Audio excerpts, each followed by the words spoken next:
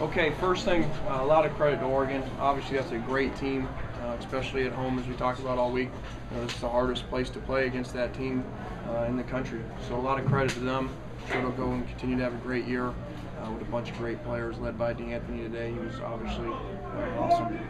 As far as the game, just really excited for, first of all, our fans. They've been through so much has been taken away from them. And second of all, our players.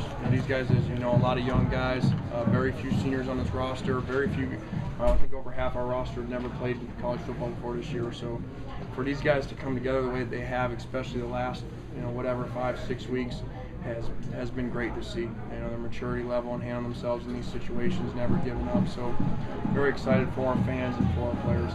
What's the secret to beating Oregon? Well, I think people have come really close. Just like we did last year.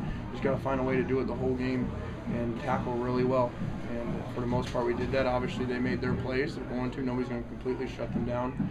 And then you better score as we did early, and then we screwed up in the second half. Really, we didn't finish off our drives in the second half. That's why it became so close. With the multiple turnovers in there, and then after the block punt, only getting 3 points. So we let them hang around too much, and it almost cost us. What was it like watching that 24-point lead get narrower and narrower? Yeah, it wasn't fun at all. Just kept going the wrong direction. I was trying to obviously still move the ball as we were, but then we were screwed. I was just trying to run the play clock down so the game was shortened. And unfortunately, we were doing that, but then we were screwing up. We get a miscommunication on a third down that forces us to have to punt. We get an interception, down there, a bang play, and then a missed handoff between a fifth-year senior and Heisman Trophy candidate. So those things usually don't happen. Unfortunately, we did those and gave him a chance. It looked like Mark wasn't expecting a run play. Was that the issue there? No, I don't think so. I think it was just a missed handoff, between the two of them, just a freak thing, and it's kind of almost one of those you see it and say, how does that happen? Those guys have had hundreds of handoffs together, over the course of being here. Defensively, what did you change from last year? What did you learn from playing those games? I don't think we changed a whole lot schematically. I think we've improved as a second year in the system. Probably one of the most exciting things today to see is that we came up here and we were fortunate to beat Oregon with 3 freshman linebackers.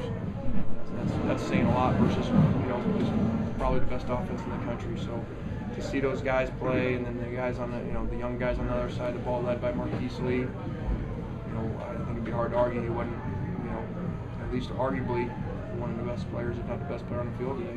How well did your offensive line play today in moving Oregon's defensive line back and getting running room? Yeah, I thought the second and third quarters they did a great job. And then we were screwing up some penalties.